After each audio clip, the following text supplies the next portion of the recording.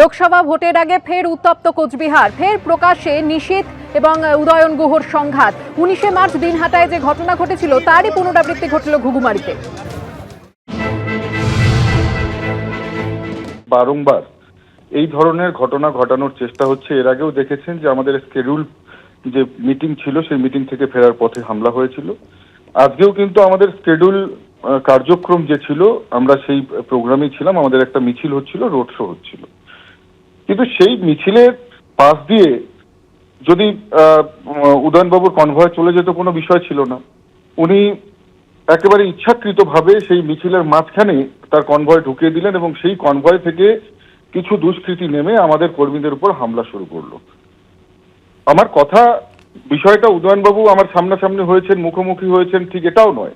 আমার কথাটা হচ্ছে যে পুলিশ যেহেতু আমাকেও সেখানে পারমিশন দিয়েছে কার্যক্রম করবার, আবার উদয়নবাবুকেও সেখান দিয়ে ক্রস করবার তিনি পারমিশন দিয়েছেন বা রুট সেদিক দিয়ে পুলিশ করেছেন, কারণ ওনারও পাইলট থাকে, পুলিশ পাইলট ভ্যান থাকে। তো সেই ক্ষেত্রে প্রয়োজনীয় সুরক্ষা ব্যবস্থা করাটাও জরুরি ছিল, কারণ ব্যাক টু ব্যাক যেহেতু এই ধরনের ঘটনা ঘটছে।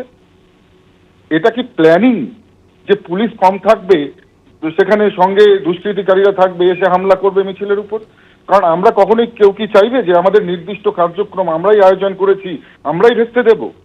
আমরা শান্তিপূর্ণ মিছিল করছিলাম, লোকেদের কাছে ভোট চাইতে যাচ্ছিলাম। কারণ দেখুন, এখানে আমি যেহেতু নির্বাচনে প্রার্থী, লোকের কাছে পৌঁছানোটা আমাদের দায়িত্ব। উদয়ন গুহ তার প্রার্থী নন। এবার বারবার এই ধরনের ঘটনা ঘটানো, আমার কোনো জায়গায় সন্দেহ হয় যে এই ধরনের ঘটনা ঘটে তো তৃণমূল কংগ্রেসের মাথা হেট হচ্ছে। উদয়ন গুহর কনভয় যখন আমাদের র্যালির ভিতরে ঢুকে পড়বে, বিষয়টা কিন্তু বোঝা যায় এটা ইন্টেনশনালি পায়ে পাড়া দিয়ে ঝগড়া করবার চেষ্টা। অবস্থায় যদি থাকতেন তাহলে কথা বলতেন না যে আমার কনভয় ওর মিছিলের মধ্যে ঢুকে গেছে। কোতোয়ালি থানার আইসি তার গাড়ি সামনে রেখে আমার কনভয়কে সেখানে বের করে দেওয়ার জন্য তার গাড়িটা সামনে রেখেছিলেন। সেই অবস্থায় নিশীথ প্রামাণিকের ইঙ্গিতে, ইশারায় ওই মিছিল থেকে আবার গাড়ির ওপর আক্রমণ শুরু হয় এবং প্রায় আমরা বেরিয়ে গিয়েছিলাম। সেই অবস্থাতে আক্রমণ করা হলো, ছুটে এসে আক্রমণ করা হলো।